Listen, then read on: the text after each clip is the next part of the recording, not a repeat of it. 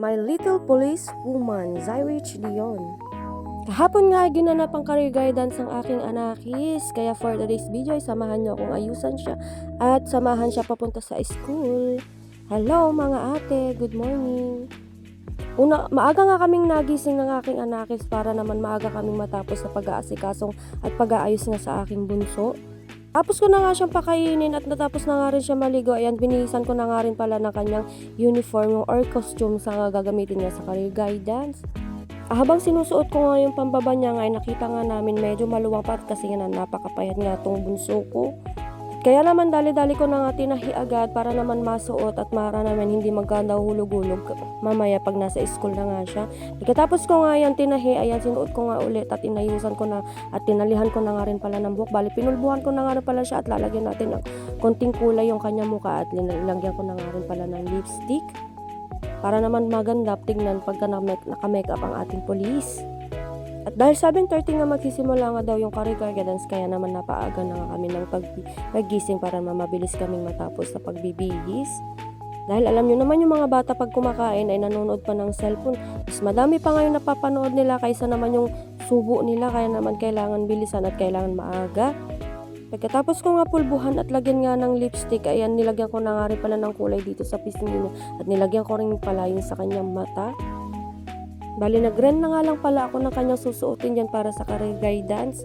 At saktong-sakto nga ay may nakita nga akong nag-post na nagpaparenta ng ganito kasi nung last year wala at nagkanda habol-habol ako ng pambili ng kanyang susuotin. Buti na nga lang may nakita ko sa Facebook at buti na nga lang maagang sinabi ng kanyang teacher na may career guidance niya, kaya na nakapag-ready ako.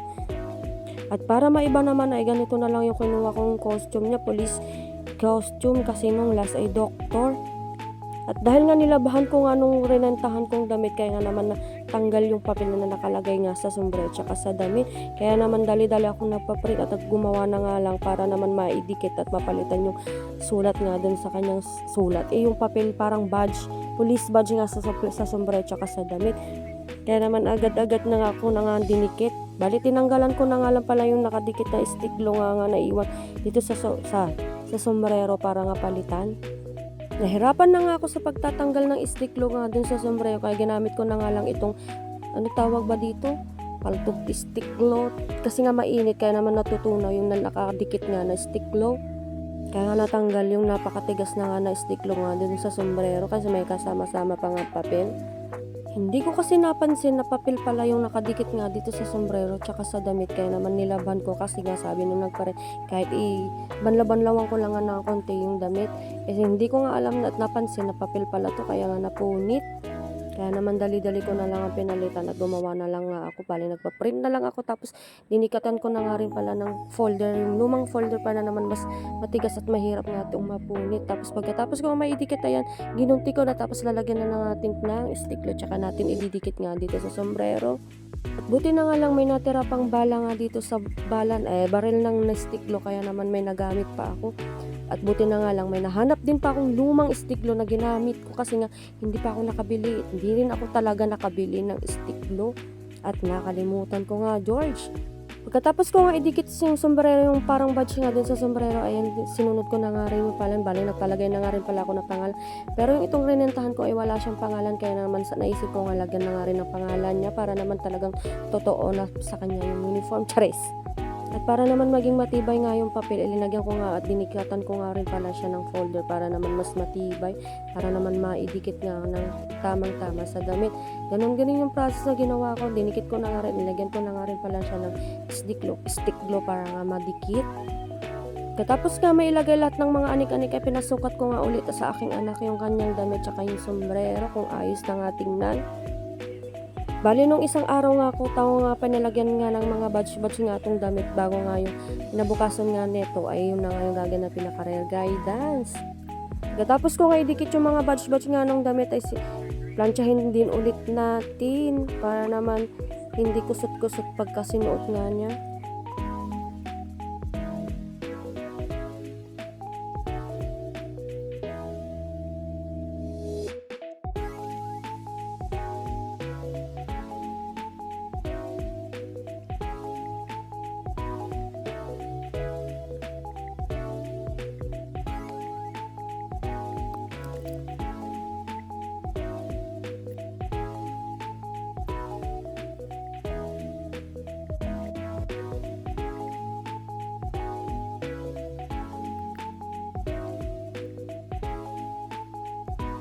At ito na nga kinabukasan na nga, ayan, sinamahan ko na at natapos ko na nga bihisan ng aking anak, sasamahan ko na. Sabi na nga kami pumunta dito sa school nila. At excited na nga ang aking anak is feel na feel ng pulis yan, George. Pagkarating nga namin dito sa labas ay nakita nga ng aking anak is itong mga kalaro niya, kaya sabi niya antayin na lang daw namin at sabay-sabay na nga lang. At itong dalawang anakis ko naman na ito parang kawawa naman itong mga to. Ako hindi naman sila pwede sumama kasi nga school yung pupunta namin, maraming bata, baka mangagat pa sila.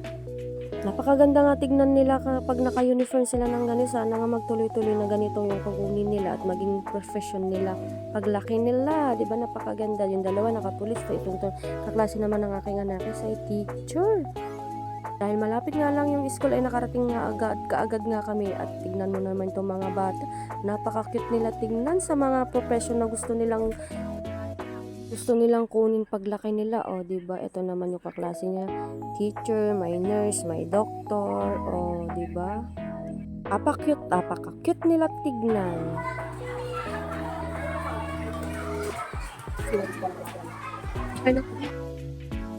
At para nga makasimula na nga aga-agad ay pinaupo na nga yung mga estudyante. At habang nagsasalita nga si teacher ay napaagaw attention nga yung mga bata sa costume nga nitong isang estudyante. At hindi nga lang mga estudyante naagaw ang attention, pati na nga rin mga parents na pumunta dito para nga manood. Pagkatapos nga mag-flag ceremony at mag-prayer at nagsalita nga si teacher ay agad-agad naman na nga inayos yung mga estudyanteng unang magrarampa nga dito sa stage. At bago nga sila magpakilala kung ano nga gusto nila paglaki, rarampa nga muna sila at tinuruan nga sila ng kanilang teacher. Una nga magpapakilala at rarampa ang kinder. O siya, ikakat muna natin ang ating pagdadaldal at manood na lang po tayo sa pagrampa nila.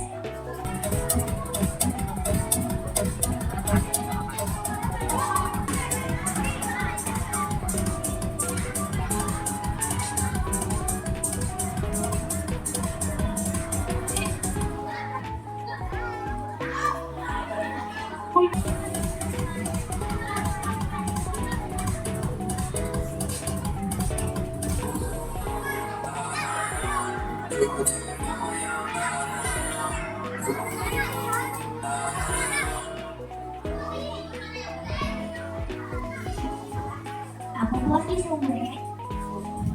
Eleanor.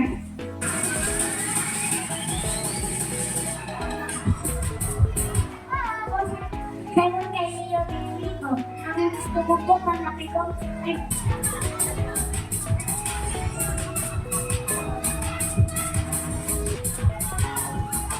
Pagkaka po sa inyong lahat.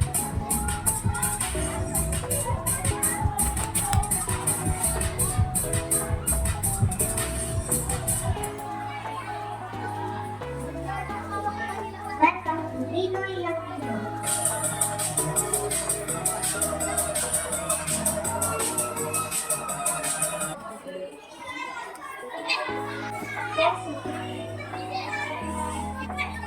Pagkatapos nga nilang magpakilala at magrampa ay lumapit nga sila sa judge para naman makita kung sino yung mananalo sa ang best costume. At syempre for the picture ang mga person. Pagkatapos nga na ng grade ng kinder ay yun naman grade 2 na agad.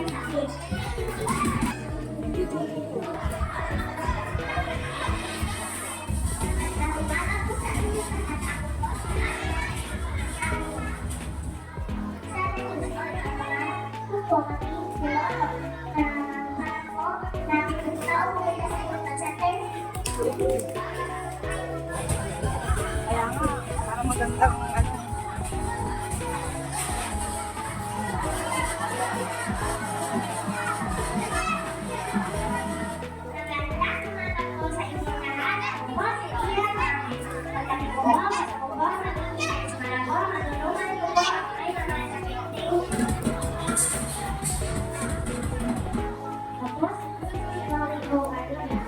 Gusto ko po ng t-shirt.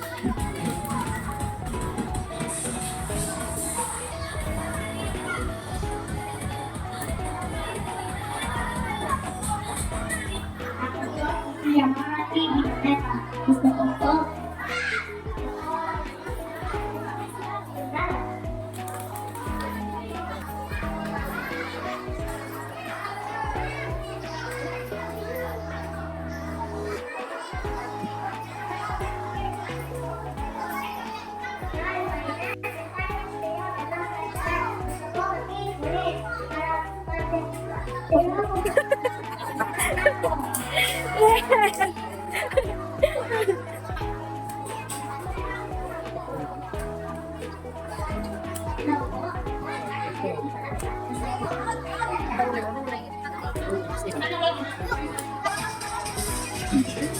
Ako, si Mark Sixto, S. Parisakan. Gusto ko po maging engineer.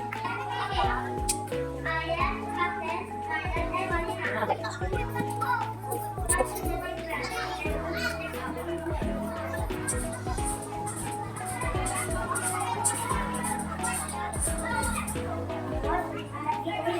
Gusto ko po pag nakakalitin.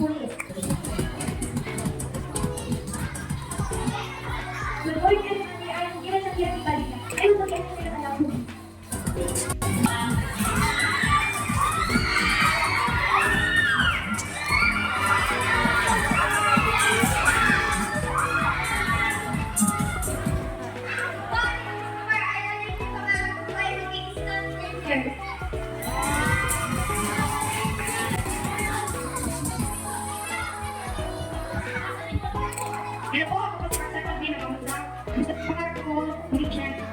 Gusto ko po makapagpilo ninyo. Ako po si Lugar Aproplicador. Pangarap ko maging sundalo. At may hindi nga ako na-videohan, hindi ko ata na-play yung video. Pagkatapos nga rumampa ng mga estudyante ay sinunod na naman nilang mag-perform ito singer ng Ariston East. Pagkatapos na kumanta ng mga singer, ayan, sumunod naman na bigyan ng mga nanalo na dito sa career guidance, pinakamaganda at bagay na bagay ang kanilang mga suot. Binigyan nga rin pala sila ng tigi-isang certificate.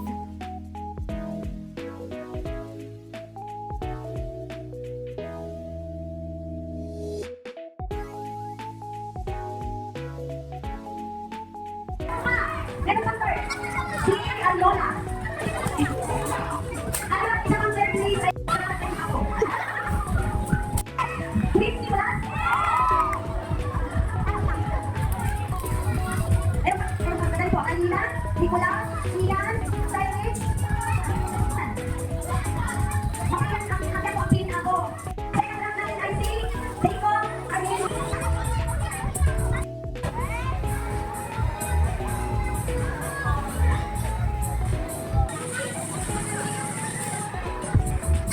ID, Ugawan, ang pagpayoan, si Marlon, si Mario. Ayan po, kaya si Maro ito.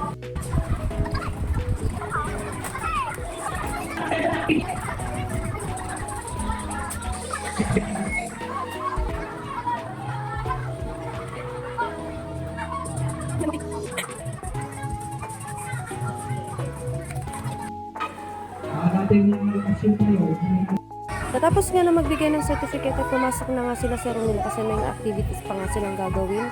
At binigyan nga sila ng 15 minutes para nga magmerienda. Sakto-sakto nga may dala yung isang parents nga na handa ng kanyang anak. Kaya naman nang magpagmerienda na nga sila.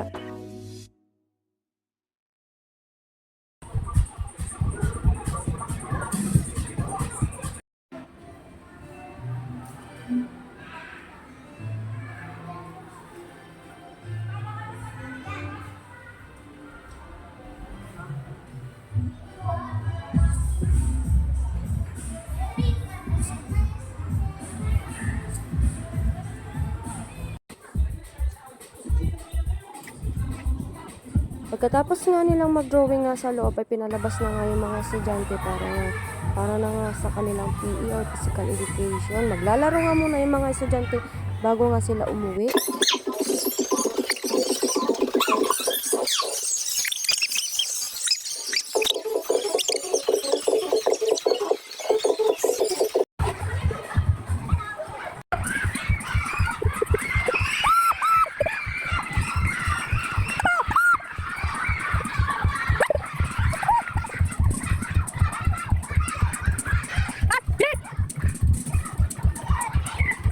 O yan, pinabilis ko na nga lang yung video para matapos ng aking pag-voice over. Salamat po sa nagpapanood. Next video ulit. Bye-bye!